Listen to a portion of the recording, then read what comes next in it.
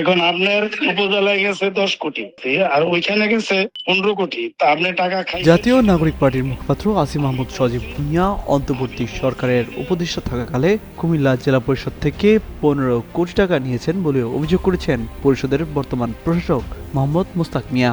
একই সঙ্গে এনসিপির দক্ষিণাঞ্চলের মুখ্য সংগঠক ও কুমিল্লা 4 আসনের বর্তমান সংসদ সদস্য হাসান আব্দুল্লাহ 10 কোটি টাকা নিয়ে গেছেন বলে দাবি করেছেন তিনি।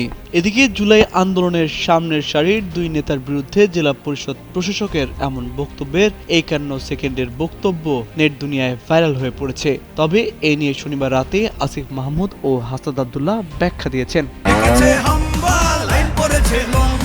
কি হয়েছে? মিনিস্টার ফ্রিজ কিনে হাম্বা জিতেছে। মিনিস্টার ফ্রিজ কিনুন, হাম্বা জিতুন, আরো আছে আকর্ষণীয় উপহার।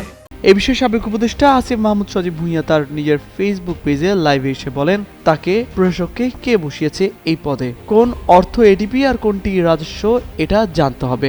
মন্ত্রণালয় থেকে সব উপজেলায় বিশেষ বরাদ্দ দেয়া হয়েছিল। কুমিল্লা জেলা পরিষদের মাধ্যমে মুরাদনগর ও দেবিদ্বারেও বরাদ্দ দেয়া হয়েছে। এসব টাকা বিভিন্ন উন্নয়ন প্রকল্পে বিধি মোতাবেক ব্যয় করা হয়েছে, যার নথি জেলা পরিষদে আছে।